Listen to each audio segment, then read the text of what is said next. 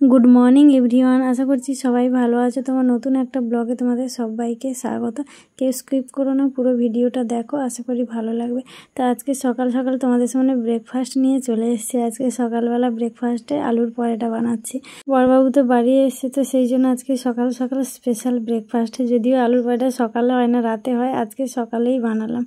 তো আমার ব্রেকফাস্ট এদিকে বানানো কমপ্লিট। আলুর পরোটা বানিয়েছি, কিন্তু এর সঙ্গে সবজি কিছু বানাইনি। এখন সকালে সস দিয়েই খাওয়া হবে এখন, কারণ এখন সকালবেলা। আর এদিকে রান্নাও বসিয়েছি, এক জায়গায় যাব, তো তাই জন্য একটু তাড়াতাড়ি করছি। আর দীপ স্কুলে যাবে, আলুর পরোটা খেয়েও স্কুল থেকে তাড়াতাড়ি চলে আসবে, এসে ভাত খাবে। তো ওদের বাবা ছেলেকে দুজনকে দিলাম, আর এদিকে আমিও খাচ্ছি। আর ওদিকে দেখো, এই যে বাবা ছেলে খেতে বসেছে, আর এদিকে দেখো অঝোরে বৃষ্টি শুরু হয়েছে। দেখো কেমন এই বৃষ্টি ওয়েদারটা না আর ভালো লাগছে না। রোদ্দুর আজকে কয়েকদিন নেই, বৃষ্টি হয়েই যাচ্ছে। তো কিছুক্ষণ পরে দেখো আবার বন্ধ হয়ে গেছে। দীপ এদিকে স্কুল চলে যাচ্ছে, আর আমি ওদিকে রান্নারও জোগাড় শুরু করে দিয়েছি।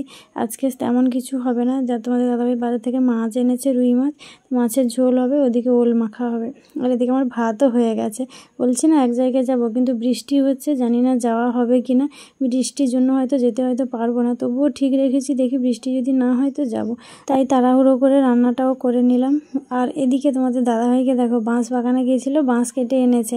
কী হবে বলো তো, এখানে ছাদের উপরে না বাঁশটা ভেঙে গেছে, জামা কাপড় যে মেলা হয়, বাঁশটা ভেঙে গেছে। তাই জন্য বলছিলাম যে 3টে বাঁশ যে টাঙানো হয়ে আছে না, 3টেই চেঞ্জ করে দিতে, কারণ রোদ জল পাচ্ছে, তো একটা ভেঙে গেছে, আর ওইগুলোও পরে হয়তো ভেঙে যাবে। তো তাই জন্য তোমাদের দাদাভাই বাঁশ কেটে আনলো, আমাকে বলছে তুমি ছাদে যাও, আমি তোমাকে নিচ থেকে দিয়ে দিচ্ছি, তুমি ওপর থেকে ধরে নাও। তাই জন্য আমি ছাদে এসে বাঁশগুলো ধরে নিলাম।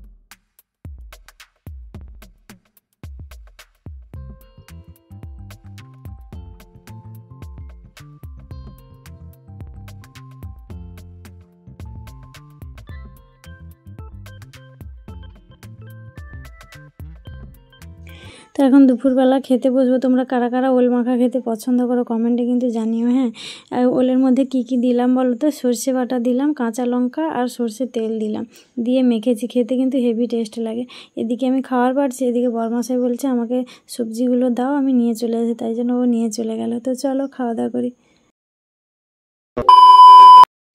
এখন সন্ধ্যাবেলা ঘুগনি খাওয়া হবে। ঘুগনিটা যদিও বাড়িতে বানাইনি, এটা বৌদি বানিয়েছিল, তাই দিয়ে পাঠিয়েছি। তাই একটু কি করলাম, চাট বানিয়ে নিলাম, পেঁয়াজ, কাঁচা লঙ্কা আর লেবু দিয়ে, হালকা একটু নুন দিয়েছি। ওই দোকানে মেলায় বিক্রি হয় না, এটাকে কি বলে বেশ একটা, যাই হোক। তো ওই রকম করে 3জন মিলে এক জায়গায় নিয়ে খেলাম। প্রথমে বরমশাই খাবে না বললো, তো আমি জোর করতে তাই একটু খেলো। আর এদিকে ছেলে বলছে কি খেয়ে নাও, বউ দিচ্ছে খেয়ে নাও। ছেলেটা তো আমার এখন বড় হয়ে গেছে, তাই একটু মজা করতে শিখেছে মা বাবার সঙ্গে। আর ওর তো কেউ নেই ভাই বোন যে তাদের সঙ্গে ও মজা করবে, যেহেতু মা বাবা ছাড়া আর কেউ নেই, তাই জন্য আমাদের সঙ্গেই সবসময় মজা করে থাকে আর কি।